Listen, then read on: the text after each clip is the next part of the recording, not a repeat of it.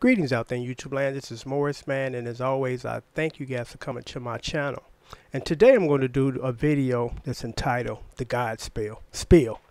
And I think it's important, to pass on information to younger folks because basically this is what this channel is about. It's about educating young folks musically, intellectually, helping them prepare for things that they're going to deal with, because there's some things that all of us are going to deal with. There are no exceptions. So you want to try to help prepare people or young folks for this, because before I go into this spiel, I'm just going to say this because I've said it before. The violence in this country, especially in Chicago, it's real simple. We got a lot of young folks that are having kids that are still kids at home, and they can't teach these kids anything because they don't know anything yet, and then their fathers are gone. So, I really feel sorry for these kids.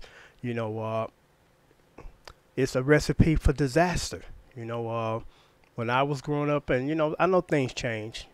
Unfortunately, some things change for the worse. Technology always changes, usually for the better. But,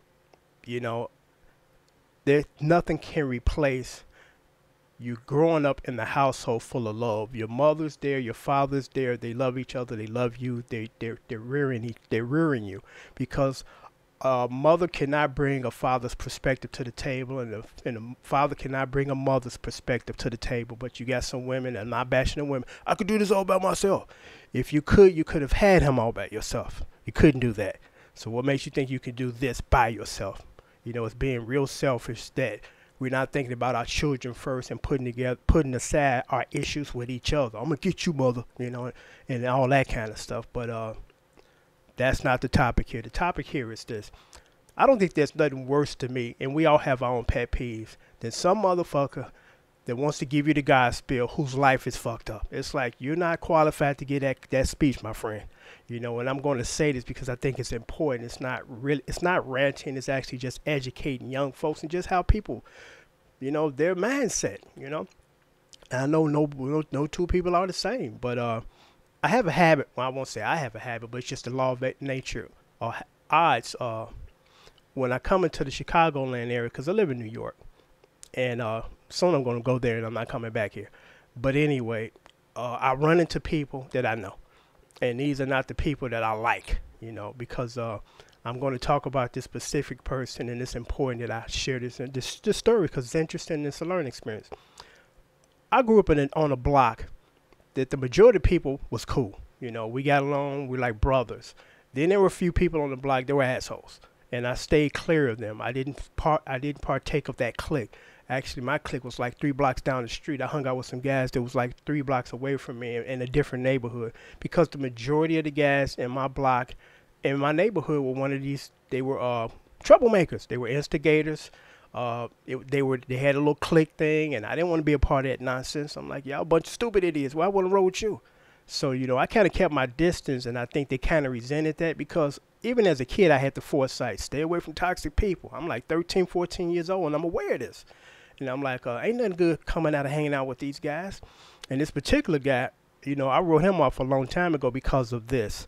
There was another guy that lived on the block. Well, actually, he lived 2 blocks away. He was kind of one of those, I want to roll with, with the popular dudes. And I do whatever it takes to get you approval. So they went to a party with him. And, basement parties back in the day, real crowded, dark. So this girl that lived actually 2 blocks away, actually a block away, she stepped on the guy's toe. Shoot, not a big deal. But the other guy that lived on my block instigated, don't let that bitch step on your shoe and disrespect you.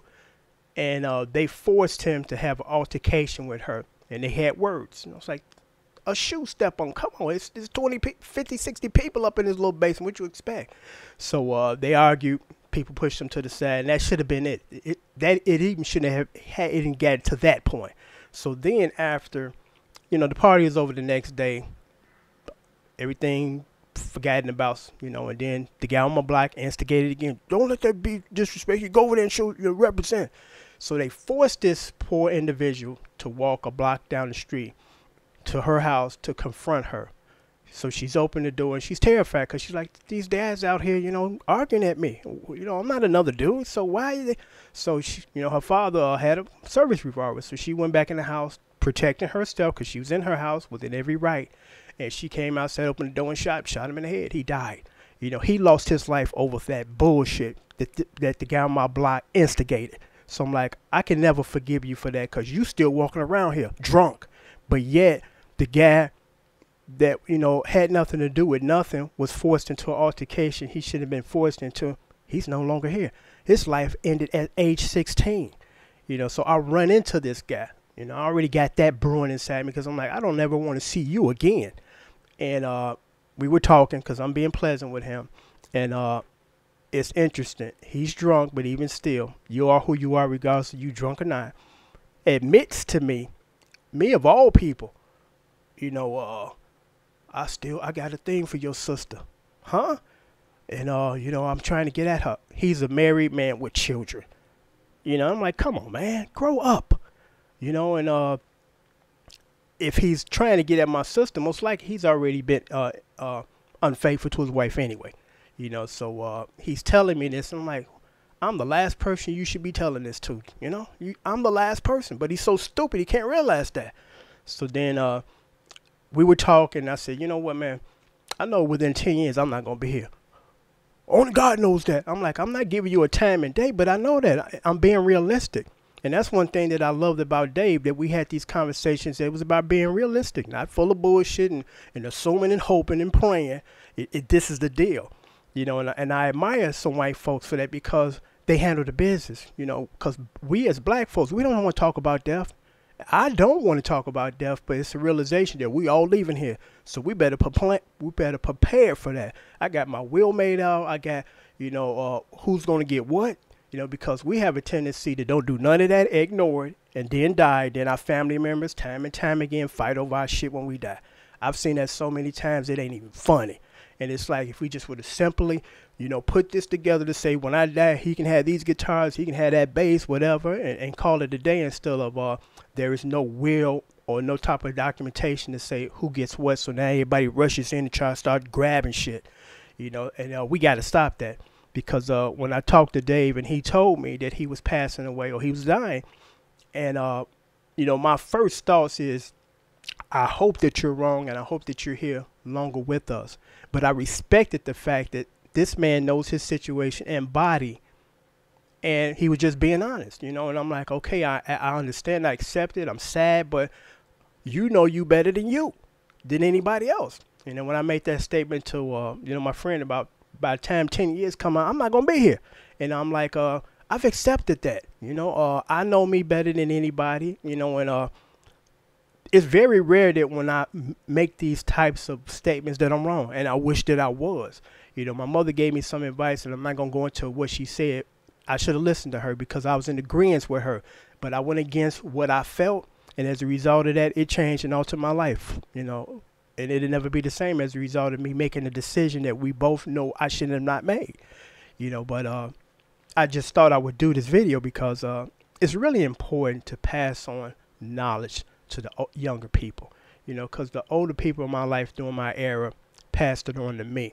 And I would not be the person that I am now if it wasn't for other people in the past that were telling me about things that I'm going to have to deal with. And this is how you start to prepare for that. Because, again, our young, misguided black men, they're misguided. They don't have a father in the home. They are, you know, the next best thing to a father or a family in these streets is gangs. You know, we'll look out for you, dude. You know, we got your back. Somebody hurt you, we coming for them. You know, and they don't have that at home. And as a result of that, it's the mess that we have. All this nonsense about just take the guns off the street. You know, that's not the solution. Let's fix the problem that's causing people to pick the guns up. You know, but it's like some people that are in power, they don't have a clue. I mean, it's just real simple. Let's try to straighten up these family households. All that stuff will balance itself out. Instead of we giving them more jail time if we catch them. You know, it's like, that's not the solution. That's just punishing some people or young guys that were born into an effed up situation, and they don't know how to get out of it. You know, and it's up to us older people to help them get out of it. But instead, we're going to get them longer jail sentences time, toughen up on the gun law thing, you know. That's not the solution. And one day, hopefully these people that are running things or controlling things will wake up, you know. But the majority of the people that are running things grew up in a society and an environment and a social status that they never had to deal with that, never seen it firsthand. So how can you control or take care of something you know nothing about, you know? Just common sense. But until next time, take care. Thanks for watching. I'm here to educate and inform and enlighten. Take care.